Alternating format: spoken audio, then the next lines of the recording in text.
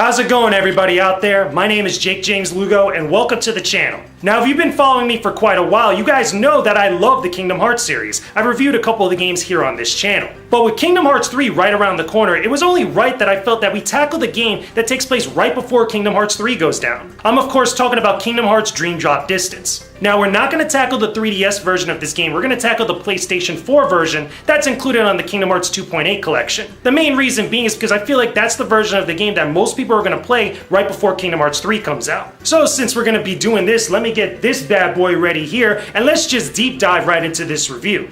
This is Kingdom Hearts Dream Drop Distance.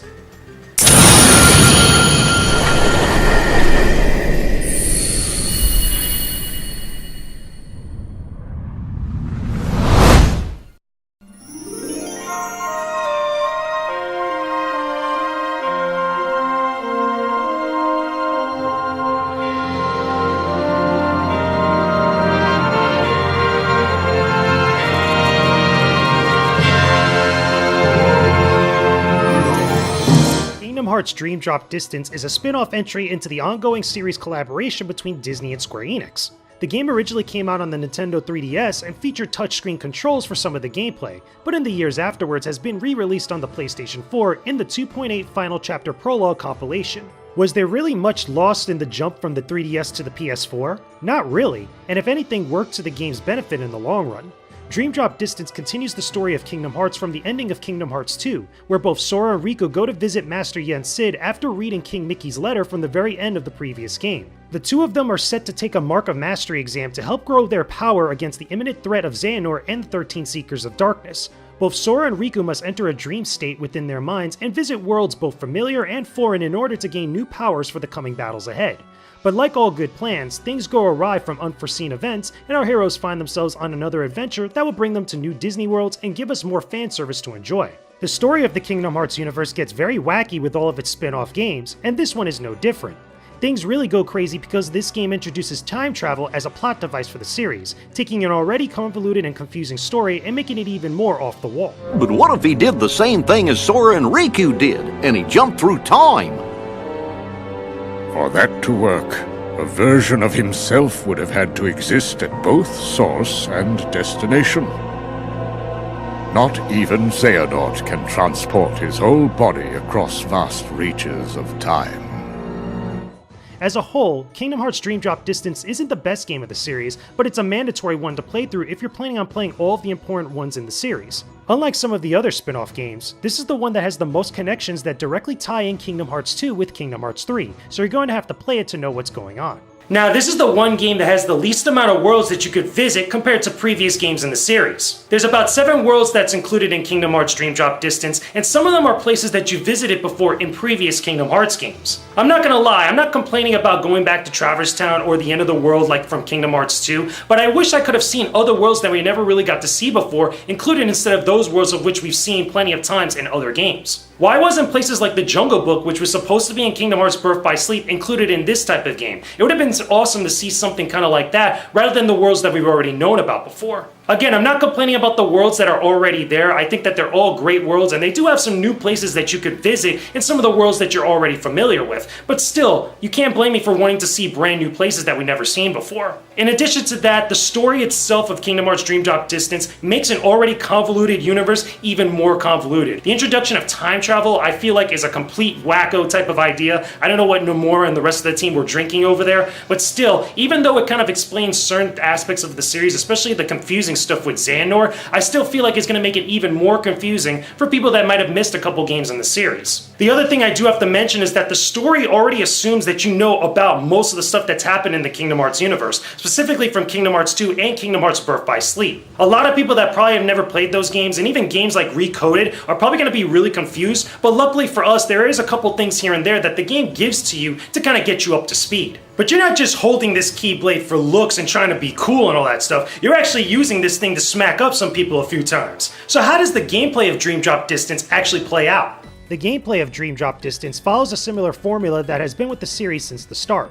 Thank God there's no card battle systems or mobile touch stuff here, but that doesn't mean the combat and exploration is perfect. While you can move around and get into battles all in real time, you have a few more tools at your disposal. The first is flow motion, which makes traveling around every world you visit a breeze, almost too much so at times. The worlds you visit in Dream Drop Distance are somewhat larger than normal, with a few places that are exceptions. Using flow motion will allow you to speed through long paths and reach new heights in various ways. My only big issue with this is how easily it breaks the game in some platforming sections and even in the combat. You have your magic and Keyblade attacks like the previous games, all of which can be customized to your liking, but flow motion attacks do much more than some of your standard attacks would do against enemies. Besides dealing massive damage, they can also prevent you from getting hurt in most ways, which could turn a few tough battles into a joke. On the flip side of this, however, there are some boss fights that could be ridiculously annoying even when you're using flow motion attacks, because of their damage output and because of how they fight against you. But is flow motion a good addition to the core gameplay of Kingdom Hearts? Despite all of this, it's a neat idea that definitely needs some tuning in order to be balanced out. Of course, there are moments where the camera could get placed in weird positions and cause you to trigger flow motion accidentally, but this is the kind of stuff that didn't bother me too much overall. I was too busy dashing around and fighting for it to do so.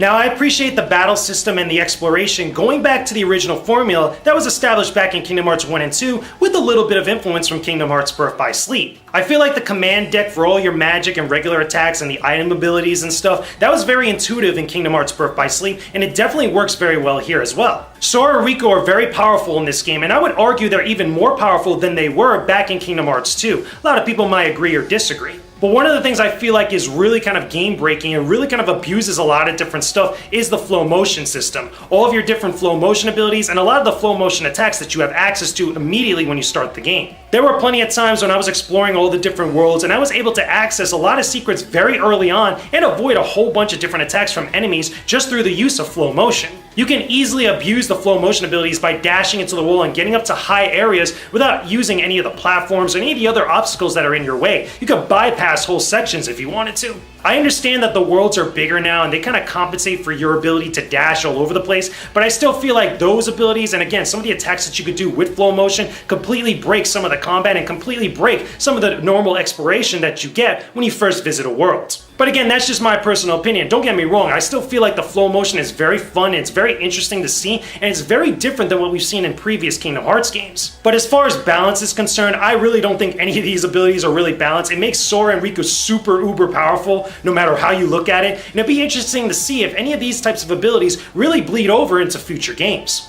Now, with all that being said, however, there are a few select boss fights and certain battles that are prohibitively difficult in this game. This seems to be a very bad habit of the entire Kingdom Hearts series, where there's certain battles that are just ridiculously difficult and ridiculously unfair for a lot of different reasons. Particularly in this one, there's a couple optional battles, which I won't spoil here, that are real deep cuts to Disney, but also I feel like, again, if you're not max level, if you don't have like all these different abilities, and you haven't done a whole bunch of other stuff, you will not win them whatsoever. You'll completely just get demolished. I would also argue towards the final portions of the game, there are certain battles and certain sections that also suffer from that same thing, and I feel like that's a big problem with all the Kingdom Hearts games. Whether you agree or disagree, you have to admit there's some harsh difficulty spikes in this game that I feel like could have been adjusted a little bit better to not only better flow with the rest of the game, but also just to be a little bit more fun rather than super frustrating. It's times like that when you feel like you have to bring out the big guns here and there in order to deal with them. What? You didn't think I just had one Keyblade, did you? But even with all that being said, there's one thing I've conveniently left out because I feel like it's something important that we should talk about in a whole separate section. So let's kind of throw these out of the way and actually get serious for a second. Let's talk about the Dream Eaters and the Spirits. Now, I'm all for introducing new elements into a series, but at this point it feels like Kingdom Hearts has gone way overboard. After the first two main entry games and a number of spin-offs, I feel like we already have way too many groups of enemies within the Kingdom Hearts universe. The Dream Eaters are another group that are specific to Dream Drop Distance, which are beings that take form within Sora and Riku's dreams during the Mark of Mastery exam. In addition to being enemies that you fight, you can also have them as your allies, kind of like Pokemon in some ways. My biggest gripe isn't how they replace Donald and Goofy as your teammates, which is still not cool by the way, but how using and raising them is tied to your abilities in combat. In order to gain new abilities and some attacks, you need to level up the Dream Eaters by creating and fighting alongside them in battle. They gain experience just like you do. You can also level up the Dream Eaters by giving them treats and playing with them in some of the mini-games that you find in Dream Drop Distance, but it takes you away from exploring the worlds and fighting other enemies. It doesn't take long to level up these spirits in some cases, but I still don't like having many of my key abilities like Leaf Bracer tied to a Dream Eater that I may not want to use, but I have to do so in order to get that ability, which I don't think is a good thing. If this was just stat boost and bonuses I could get at my leisure, then I'd be more fine with it, but as it stands now, I'm not really a huge fan. I have no problem with the Dream Eaters and the spirits being part of this game, however I still feel like it makes things overly convoluted even more so by introducing another faction into the Kingdom Hearts universe. Personally for me, I feel like the enemies that you should have been fighting could have been either the Heartless or the Nobodies, especially because Organization 13 is part of this story. However, I do understand why another faction was introduced because Sora and Riku are in a dream state and things are a little bit different than what's going on in the real world. That being said, however, I do have to mention that it kind of sucks being tied down to some of the spirits that you have to raise in order to get certain abilities that are very key to your survival. There are plenty of times where I had to play with a specific spirit that I did not want to play with on my team, yet I still needed to level it up in order to get a certain ability that was much more key to my survival later on, something like Leaf Bracer or anything like that. To me, things would have flowed a whole lot better if a lot of those important abilities were just tied to Sora and Riku, and then all the stat bonuses and boosts would have been just given to the spirits themselves. That way I don't feel like I have to play with a specific spirit, and I could just kind of go with what I want to when I get into battle. I know a lot of people might have a different opinion about that, you could agree or disagree, but I feel like in my personal experience, things would have been a little bit better, and it would have been a lot more beneficial to me throughout my entire time spent playing this game. Now, of course, there's something I conveniently left out on purpose because I feel like this is another thing that deserves its own section, and it's very important specifically to Dream Drop Distance. Well, I'm gonna need this thing back again, so let's talk about the one thing that everybody conveniently knows about with Dream Drop Distance, and that's the drop gauge. If there's one thing you've probably heard about with Kingdom Hearts Dream Drop Distance, it's probably this, the drop gauge between Sora and Riku. Throughout the game, you have this drop gauge that continuously goes down as you play. When it reaches 0, Sora or Riku will fall asleep and you'll automatically be switched over to the other character. As this happens, you'll be able to give the next character you control a boost in some of their stats, but you'll have to defeat enemies in order to do so by saving up DP. This was the biggest thing that people disliked about this game when it was originally released on the Nintendo 3DS. Why do I have to be made to switch between the characters? Why can't I just play through one story and then switch over to the next one when I want to do so? And to that end, yeah, I agree, those are some big questions that I feel were missteps by Nomura and the team. Having the drop between Sora and Riku could get very annoying. However, I didn't find much issue with this when I was playing the game again for this review in the 2.8 Final Chapter Prologue Collection.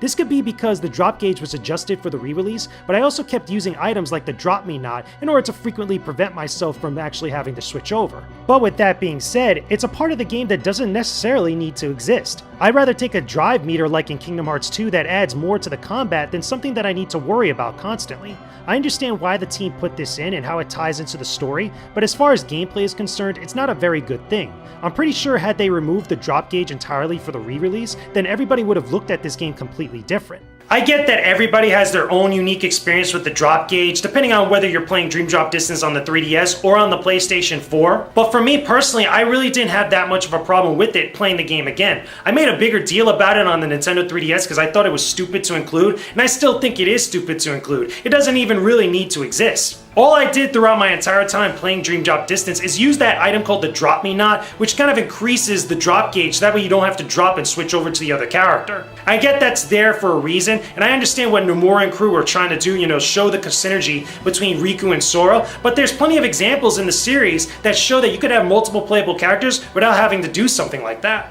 The biggest example being Kingdom Hearts Birth by Sleep. That had 3 characters in there. Why couldn't this game allow me just to play through all of Sora's story or all of Riku's story and not have a problem and force me to go to the other character? That's just my own personal opinion on the matter. I feel like if you would have taken out the drop gauge from this game, not much would really change about it other than the fact that you don't have to think about an immediate thing that kind of lingers around you throughout the whole experience. So overall, what do I really think about Kingdom Hearts Dream Drop Distance? Is it a good Kingdom Hearts game that most people should play? I think that if you really want to stay consistent with the story of Kingdom Hearts, I feel like you have to play this game. It's one of those mandatory entries in the series that you have to play right before Kingdom Hearts 3. But I also feel like it's not as good as Kingdom Hearts 1 or Kingdom Hearts 2, even though it does have some gameplay stuff that make it different than the other entries of the series. Whether this is one of the best Kingdom Hearts games to come out is anybody's opinion out there. I really don't think so, but some of you guys might feel a little bit different. But I still feel like this is still a competent enough game to not be considered terrible, but also not to be considered great. And with that being said, that's my thoughts on Kingdom Hearts Dream Drop Distance, guys. I think it's a good game. I don't think it's the best in the series. It does some things good, it does some things bad, but it's still competent enough to be a solid entry into the series. Whether you love it or hate it, this is something I feel like you're still gonna need to play if you want to get ready for Kingdom Hearts 3, which is coming up very, very freaking soon.